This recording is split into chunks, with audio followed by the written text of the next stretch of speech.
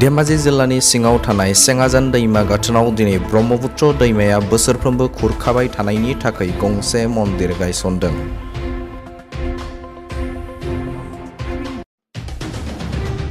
मख'जाथावदि सोरखारनिफ्राय थांनाय समफोराव दैमा खुरखानायनि मुङाव जाखिनि खहा सुफुंनांगौमोन, नाथाय बे खहाखौ सरखारनिफ्राय जेबो राहा लायाखै होननानै बिथांमोना फोरमायदों।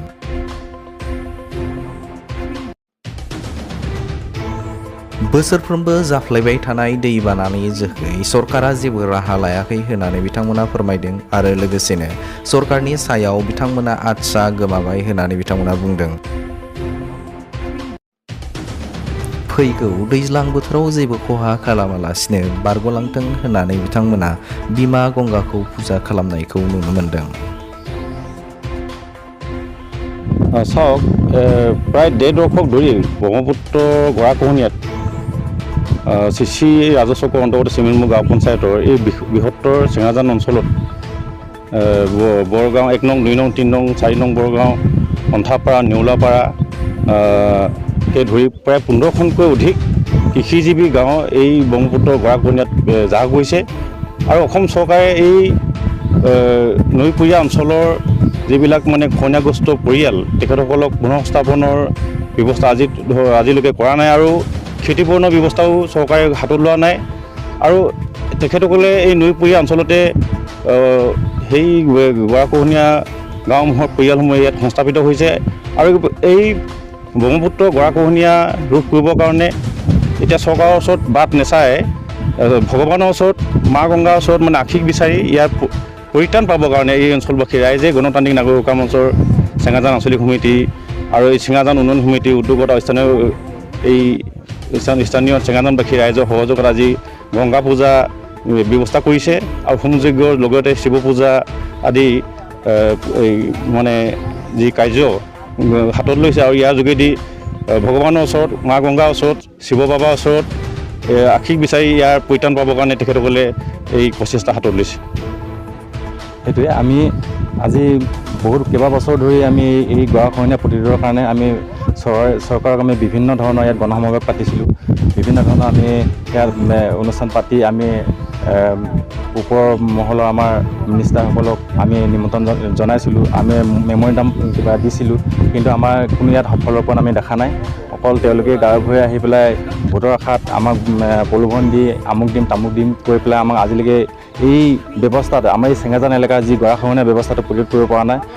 খুব কিঞ্চিতমান আমাক কিছুমান পাৰ্কোপাইন চাৰ্কোপাইন দি আমাক আপোনালোকে দেখিছেই, এই এনেকৈ পাৰ্কোপাইন দি আমাক ঠগা নিচিনা কৰে। কাৰণ এখন ব্ৰহ্মপুত্ৰ হ'ল বিশাল নদীত আমাৰ এই পাৰ্কোপাইনে কেতিয়াও কাম নকৰে।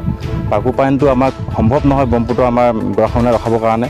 গতিকে আমি ৰাইজে একত্ৰিত হৈ এবাৰ আমি উপায়বিহীন হৈ আমি ধৰ্মক বিশ্বাস কৰোঁ। যেতিয়া নেকি আমি হিন্দু হিচাপে আমি ইয়াত বিভিন্ন জনগোষ্ঠী মিলি হিন্দু হিচাপে আমি মা গংগা দেৱী পূজা আয়োজন কৰিবলৈ আমি আগবাঢ়িছোঁ। আজি আমাৰ 3য় বছৰ আমি গংগা পূজা পাতিবলৈ আয়োজন কৰিছোঁ আৰু জাতি ধৰ্ম আমি যে শিৱ পূজা পাতিছোঁ, যিসকল আমাৰ হিন্দু সমাজৰ যিসকল ধৰক আপোনাৰ হেৰিকতে শিৱক তেখেতলোকে শিৱ পূজা আয়োজন কৰিছে, যিসকলে ব্ৰহ্মক তেখেতলোকে আহি ব্ৰহ্ম পূজা আয়োজন কৰিছে।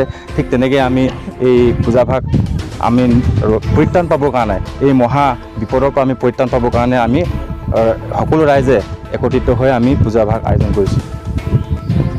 এই বৃহত্তৰ চেঙাজান অঞ্চলত ইতিমধ্যে দশক জুৰি যি বান গৰাখহনীয়াৰ সমস্যা, এই সমস্যা চৰকাৰৰ দৃষ্টিগোচৰ কৰিবলৈ আমি আপ্ৰাণ চেষ্টা কৰিও বিফল হোৱাৰ পথত গৈ আছোঁ। যিহেতু এই অঞ্চলত ইতিমধ্যে 1-2খনকৈ প্ৰায় 22খন গাঁও নিশ্চিহ্ন হৈ গ'ল। গতিকে এই গাঁওসমূহৰ যিসকল জনসাধাৰণ, সেই জনসাধাৰণ আলৈ বিলৈ হৈ চহৰে নগৰে বন্দৰে ক'ত ঘূৰি আছে আমি কিছুমান মানুহৰ খবৰেই নাপাওঁ। আৰু দুৰ্ভাগ্যৰ কথা, কিছুমান মানুহ শদিয়াত গৈ তাৰ জলবায়ুৰ লগত মোকাবিলা কৰিব নোৱাৰি কিছুমান আধা বয়সতে বেমাৰত ভুগি মৃত্যুমুখত পৰা আমি খবৰ পাইছোঁ। গতিকে সেইসকললৈ মোৰ খুব দুখ লাগে।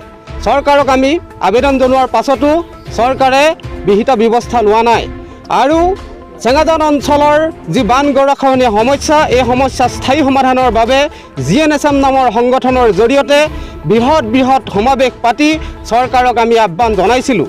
কিন্তু আজি বহুত বছৰৰ পিছত কেইবা দশকৰো পিছত যোৱা বছৰত আমাক ইয়াত কিছু পাৰ্কোপায়নৰ ব্যৱস্থা কৰিছে যদিও ই কিন্তু ফলপ্ৰসূ নহয়। সম্পূৰ্ণ ফলপ্ৰসূ হ'বলৈ হ'লে স্থায়ী সমাধানৰ চিন্তা চৰকাৰে কৰা উচিত। গতিকে আমি চৰকাৰলৈ বাট নাচাই স্বয়ং ভগৱানৰ ওচৰত শ্ৰী শ্ৰী মা গংগা দেৱীৰ ওচৰত প্ৰণিপাত জনাই তেখেতৰ চৰণত আমি এভাগি মন্দিৰ স্থাপন কৰি তেখেতৰ ওপৰতে ভগৱানৰ ওপৰতে মা গংগাৰ ওপৰতে সম্পূৰ্ণ আশা ভৰসা বুকুত বান্ধি সকলো ৰাইজ স্থানীয় ৰাইজে একত্ৰিত হৈ পূজা আৰু যজ্ঞ আয়োজন কৰি আজি এই পূজা আৰু যজ্ঞ আয়োজন কৰা তৃতীয় বৰ্ষ। এই তৃতীয় বৰ্ষত আমি প্ৰতি বছৰে এনেকৈ আয়োজন কৰি আছোঁ আৰু এইদৰেই ভৱিষ্যতলৈও কৰি যাম। গতিকে ইমানেই মোৰ ক'বলগীয়া, বিশেষ নকওঁ।